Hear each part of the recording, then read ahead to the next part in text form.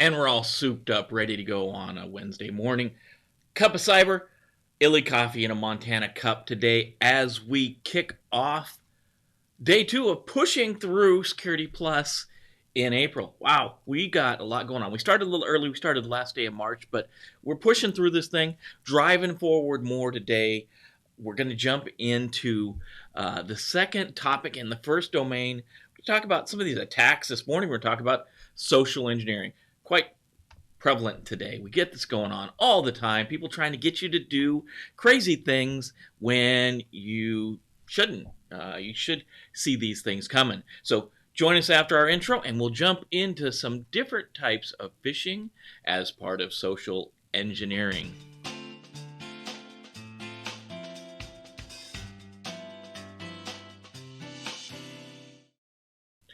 And we're off. April 1st, obviously April Fool's Day. Plenty of pranks and stuff often go on April Fool's Day. Crazy this year with all the stuff going on with the coronavirus and things like that. Google has decided they're going to suspend it this year. They're going to wait till next year. A lot of people are saying, let's hold off. Let's not do this while so many people are suffering. So many people are going through craziness, and really so many people are locked down. But if you are going to do something today, don't be crazy. Don't be malicious. Do something that's not harmful, and maybe it's what you need as you're locked into the house. So we are back on Security Plus, and keep driving forward in the different topics. We got a ton to cover in April. We're one day into it, so we're going to drive forward talking about the first domain, threats, attacks, and vulnerabilities. This is the second topic in this domain, so it's 1.2 types of attacks, and we're going to dive in first with social engineering, phishing, and way more. You're going to need a bigger boat. Yeah, we're going to need a bigger boat as we dive into this stuff. It's really something that has been around forever. This kind of stuff's been around forever. We're just using technology now to take it to the next level. So phishing is the basic, the main threat vector right here is phishing, and this is what NIST says about it. This is a technique for attempting to acquire sensitive data such as bank account numbers through fraudulent solicitation, email, or a website in which the perpetrator masquerades as a legitimate business or a reputable person. So you're going to get that email that says, hey, your Amazon account is negative and we're going to suspend it if you don't click this link. So they're trying to get you to do something, trying to get you to click a link, to go to a site, to do something that's going to let that bad person, that perpetrator, into your system, into your computer system. So what has happened is we built this hard shell around our computer systems. We have good defenses on the perimeter. We've got things like firewalls and IDS and IPS. We've got access control lists. We've got all these things that protect our network from the outside. But if we have an end user, we have a user that reaches out by clicking a link, a lot of times it'll blow right through those defenses and let the bad person right in. So a lot of the attackers are just going for social engineering because this is really the weakest link today. So we have to do training. We have to train our users because that's the only real defense on this. We can put security measures in place like blocking outbound traffic to certain malicious sites, but we have to know where those malicious sites are. We can put filters in place to look for phishing attacks in our emails, but phishing campaigns get better and better and better. So we train our users. That's how we get around this. That's how we defeat this thing, right? So it used to be in the good old days of phishing. You could look and say, misspelled words, bad grammar, just things that when you look at it, it just doesn't look right. Now phishing has got to a point where the phishing attempt or the phishing attack looks legitimate. So we still want to do things like hover our mouse over the link to make sure that it's going to the correct place. So sometimes it may say something like, bank.com. And when we hover over that link, we don't click it. We just hover our mouse over it. Excuse me. It'll say badsite.com, something like that. So phishing is an attempt to acquire that data The bad person is trying to do it. They're masquerading as a legitimate person or reputable person. So they're trying to get to you. They're trying to fish you, right? And with phishing, we're probably gonna, as the bad guy, as the attacker, we're gonna throw a big net out there. We're gonna try to get as many people as we can, and it may be not so targeted. It may be kind of a generic attack. It's gonna not have your name in it. It's gonna cover a big wide group of people. So it's like throwing a giant fishing net out there and just getting whoever you can, right? Um, Spear phishing, this is a targeted attack, right? And NIST says this is a term that can be used to describe any highly targeted phishing attack. So it's phishing still. We're still going after it. We're still a masquerading as a reputable business or a person, but this time we're going to target people, right? So we may target administrators, or we may target help desk people, or we may target leadership. But that's kind of got its own thing. We'll cover that in just a second. We're kind of foreshadowing that. But spear phishing is just phishing, but we're not going to throw a wide net out there. We're going to go after specific people. We're going to target them. So if you think about phishing as this giant net that's just pulling in all the fish it can get, think about spear phishing as just targeting those very few fish, and you're using that spear gun to go after them, right?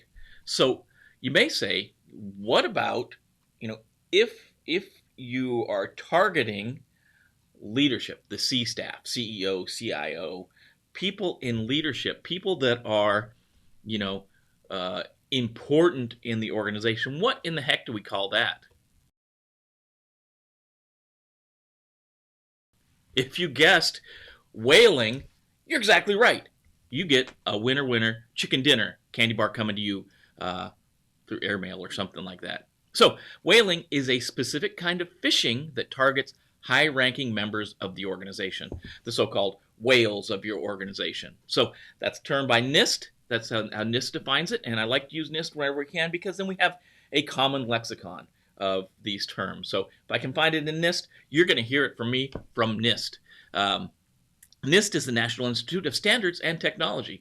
Help us here in the United States to come up with standards across the board. So I like using them when I can for definitions. It gives us all the common ground. So whaling, we're going after leadership in the organization, high-ranking members, board members, C-level staff, people that are that have higher levels of authority, because a lot of times if we can get their accounts, we may have juicy tidbits of information in their mail. We can get information that's what's going on with the organization, things like that. So whaling, we are going after key members of the organization. So when we go after these things, we've got phishing, generic stuff, we're wide net, we're trying to get as many people as we can. Spear phishing, we're focusing down on a narrow set of people. Could be anyone that we want to focus on, like administrators are going to have administrative access. Maybe we want to get them. And then whaling, we're going to go after leadership. We're going to go after the high-ranking members of an organization, right? Phishing, on the other hand, this is when we are going to do phishing over a cell phone, right? This doesn't have a definition for this, so I went to TechTarget and tried to get this one, modified it just a little bit to cut it down. It's electronic fraud tactic, which individuals are tricked into revealing critical financial or personal information to unauthorized entities. Can be connected by voicemail, voice over IP, landline, or cellular phone. So what we're doing is we're going to call you and do the same thing, right? Same old tactics. I'm going to call you and say, hey, instead of getting that email from Amazon, now you're getting a phone call saying, hey, this is Amazon. You need to pay your bill. I'm going to send you a link, or I'm going to tell you where to go, and you're going to go there. You're going to put that IP address in there. You're going to put that website address in there. You're going to do something. You're going to go to a site that's malicious, and it's probably going to infect your system. So phishing is bad. We need to look out for this as much as we do normal phishing, right? Because more and more people are using their cell phones. So it can come in a text as well. So we got to watch out for text coming in that contain fraudulent links and bad information. So the three kind of jumping off points, we're jumping into social engineering now. Most common things you're going to see in social engineering: phishing, spear phishing, whaling, and vishing. Vishing is the newest of the three, and the attacker is just going to keep getting more and more advanced. That means we, as the as the protectors of our systems, need to become more and more skilled. We need to grow our skill set out. But what I do have are a very particular set of skills. Skills I've acquired over a very long career. Skills that make me a nightmare for people like you. We want to be a nightmare for people like them. We want to go after them. We want to shut them down, keep them out of our networks, keep them out of our home systems. Just make it so it's hard for them. So think about the links you're looking at. Think about the emails you're getting. Think about the texts and calls you're getting. It's kind of, it's been around forever. People trying to scam you. And that's what these are, trying to get you to click the link, because they can click the link, they can hopefully get you to their site to download malicious code and bypass your security measures. So, as always, I'm Jim. I'm here with you this morning on Cup of Cyber, enjoying a cup of Montana coffee, just because a little bit of an earthquake up Montana, Idaho, Utah way. Hopefully everybody's doing okay up there. Join us the rest of the day. Today we're going to be dropping videos throughout the day. You saw last night we dropped a bunch of them. We dropped some more. We're going to finish up 1.1. We still have to go throw logic bombs and backdoors out there. And then we're going to jump into 1.2 today, trying to get some of that stuff out there.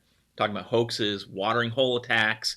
We're going to talk about why social engineering is effective, those principles of social engineering, why they're good. DDoS, DOS, man-in-the-middle attacks, buffer overflows.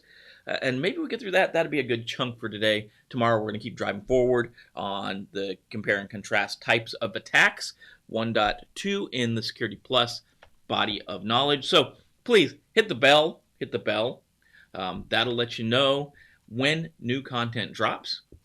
Join us every morning here at 7 o'clock. We're going to keep pushing forward. We're trying to get through Security Plus in April. Get you certified by the end of the month if we keep on track. Share with your friends. Let them know what we're doing.